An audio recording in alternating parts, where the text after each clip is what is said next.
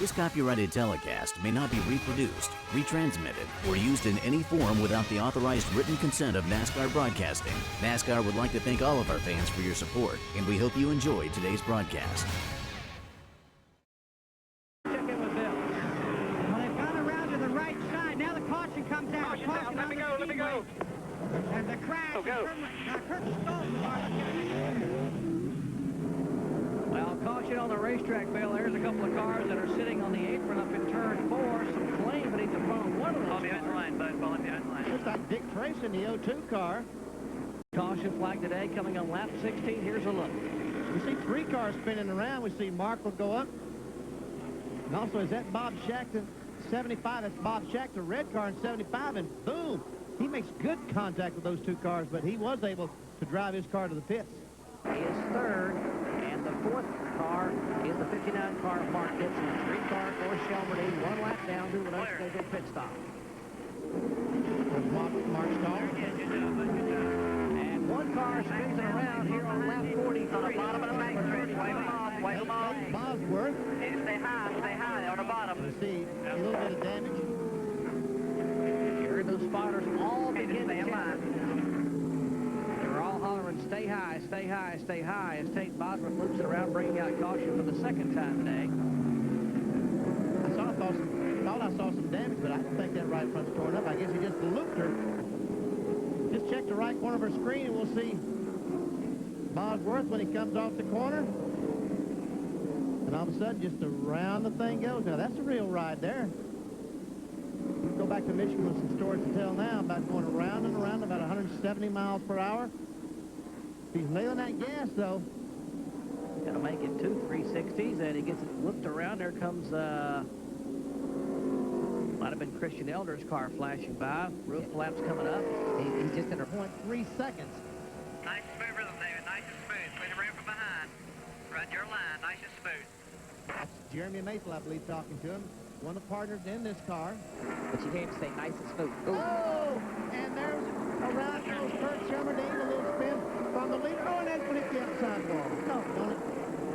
And cars making it by on the inside. Shelmerdine brings out the 3rd caution flag today. Thus far, he has had contact with the outside wall, but no other cars have gotten into him in the AutoStar Industries Chevrolet. Fine right now, but despite him, What happened?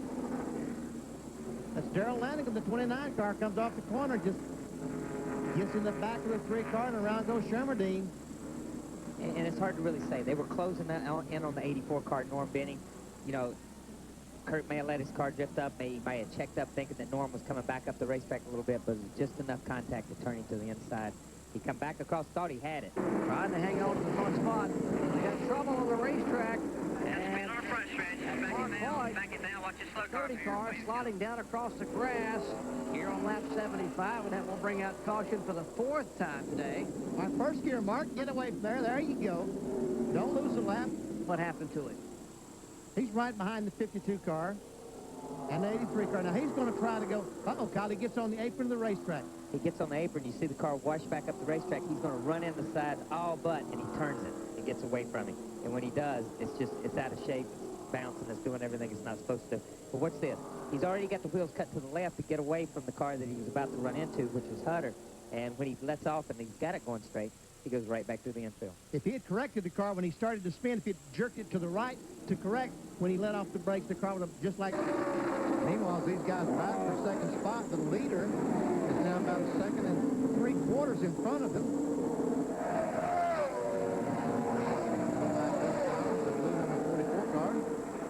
We talked about the youth movement, another series, young drivers coming along in the NASCAR Bush Series. We're seeing the same thing here in ARCA. In fact, 3 of the last 4 ARCA events of this racetrack have delivered first-time winners. Go back to November of '97, Harris DeVane's first win. Kirk Shelmerdine in the spring a year ago. And, of course, Mike Swain Jr., who leads right now, won in November of 1998. It's a Joe Pixie car. Now comes down for what should be his final stop. He did not pit, and the leader's pitted back on lap 77. And so you see, that cost him because he is now out of fuel. Trying to get some gas in it. He finally refires, but he still is not able to get it to go, and now they're trying to switch the car to get it started. Now the car does refire finally, but he's now being shown 2 laps down. We'll lose another lap. The leaders come by.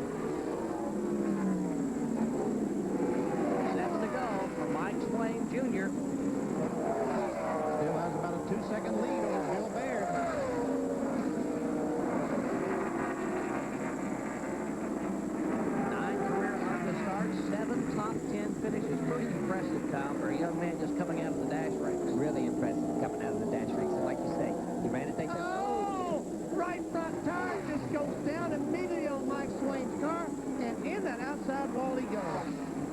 Wow, he hit a ton, and the car comes all the way across the racetrack. Boy, he was moving down toward his second win in a row, and he hit a ton up there. That's exactly the same accident that we saw Steve Park wreck, the way we saw him wreck early last year. He missed so much of the season. Skinner wrecked the same way, but he just cuts the right front tire. It's just like we were talking about right front tires. It looked like the right front tire just let go all of a sudden, and he's across there. Exactly a year ago last spring on a Friday morning, accident by Steve Park almost in the same spot. And what happened to Mike Swain Jr.'s car? He just drove through the corner. And all of a sudden I saw the car wiggle just one time. About right here, the car is going to wiggle just a little bit, and it just, he has to lose the right front tire, Kyle. You can see it. Watch it. If you go back and run that again, watch the left front gain camber. And what I mean by that is watch the left front tuck up into the fender well, way up in the left front. And when the left front starts to gain camber, you know the right front is down on the ground. And you can see chunks of rubber fly off the right side of the car, behind the car as he headed up across the wall, so toward the wall. So there's the David Keith car slowing down behind him, but just the right side of that car completely pancaked. They will come down for the green and white flag final lap at Atlanta Motor Speedway. 1 lap to go. Barron got a really good start there. Lag back, and he's got a really good jump on it. It's going to be interesting to see how Lanigan here comes to the inside. Bill Barron, 49 years of age. Lanigan, the dirt track ace. Car number 29. Looking for sponsorships. We can run full-time in ARCA. Impressive today. Blades Alexander back there in the red. Car number 18, the Northern Motorsports car. Out of turn 4. Here they come. Checkered flag waves for Bill Baird out of Sturgis, Kentucky. The STP Pretstone Rookie of the Year gets his first victory, and are they happy in the pits? Indeed, they are. And Bill Weber is down with Eddie Sharp. Bill? This copyrighted telecast may not be reproduced, retransmitted, or used in any form without the authorized written consent of NASCAR Broadcasting. NASCAR would like to thank all of our fans for your support, and we hope you enjoyed today's broadcast. This copyrighted telecast may not be reproduced, retransmitted, or used in any form without the authorized written consent of NASCAR Broadcasting. NASCAR would like to thank all of our fans for your support, and we hope you enjoyed today's broadcast. This has been a special presentation of ABC Sports, spanning the globe to bring you the biggest of as the leader in sports television.